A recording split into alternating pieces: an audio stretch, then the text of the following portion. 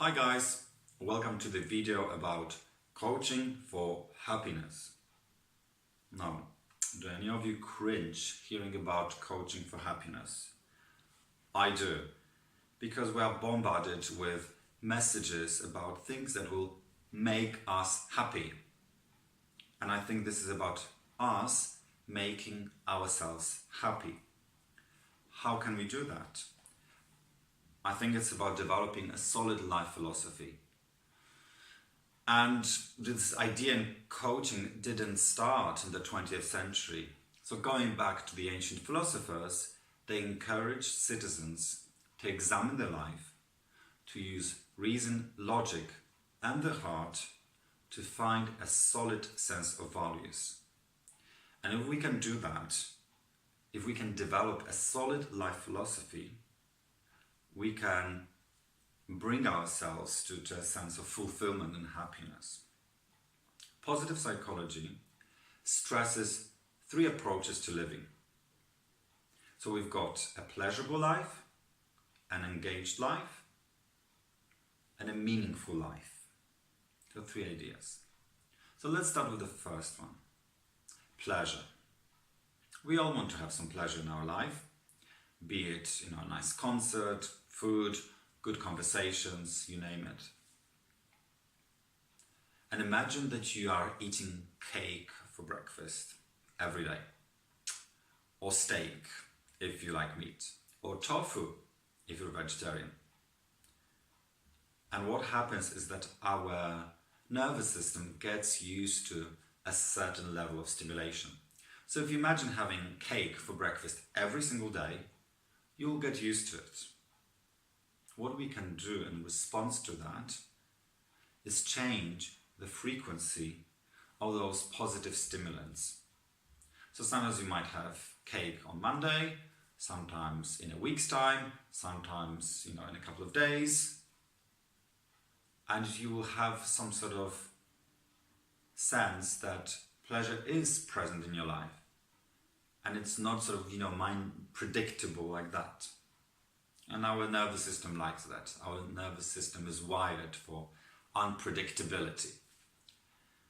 And what we can do apart from that, we can bring our mindful attitude to the pleasures of everyday life. So a couple of days ago, I went to visit my brother. My brother likes to bake his own bread. He's got a microbrewery. That's the type of people that would survive, if there was like a global atomic bomb explosion. And as I was eating this really nice bread with a big layer of butter, I was thinking, well, somebody had to bake this bread. Somebody had to make the butter. Somebody had to build the oven. So as I was eating slowly and mindfully, I also had a sense of gratitude, because there's so many people that contribute to our life, and practicing gratitude is one of the ways we can turn this fleeting idea of pleasure into something more solid that will just build us up in our life philosophy. Okay, so an engaged life.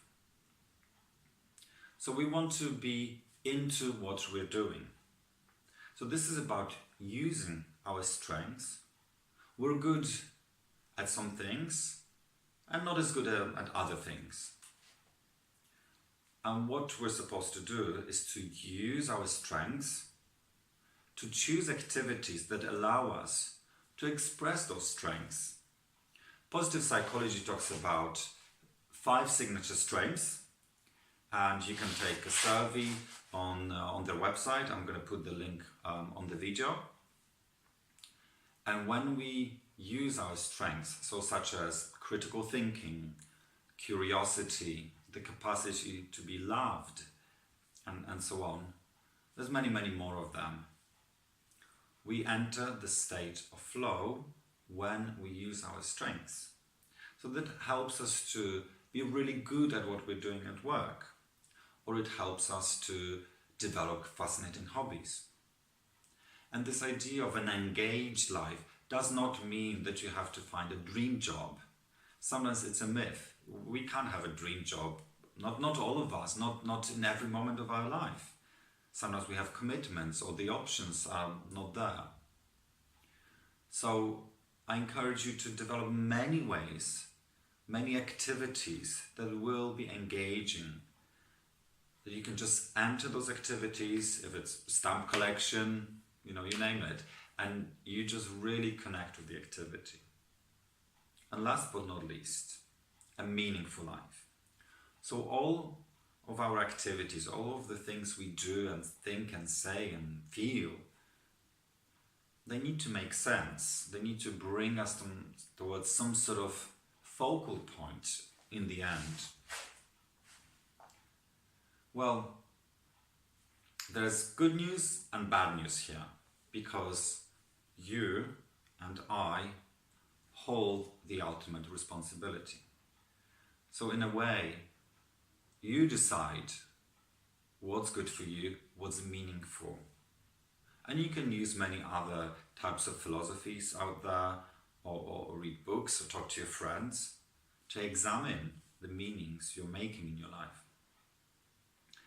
I've been always wondering in coaching, how do I know that the meaning that gets created is the right one? So for example, if I want to improve, am I cheating myself that perhaps I could be a little bit better, but in reality I'm not? So think of two sets of meaning. One set that is quite harsh, and one set that's quite forgiving. How do I know which one is true? Well, I personally think that both of them are true and none of them, because you can create many different meanings, and the meaning you choose as the right one is the one that allows you to fulfill your potential. So if I assume that I am capable, I can get that promotion, I can improve in my relationship, I can change things about my life, the meaning is not fixed, then that helps me to adapt, to overcome the obstacles that life is throwing my way.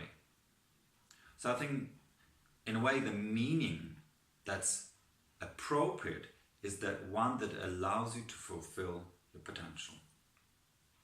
Okay, so we've got those three ideas of a pleasurable life, engaged life, and a meaningful life. And I'd like to sum up with a paradox that comes from Taoism.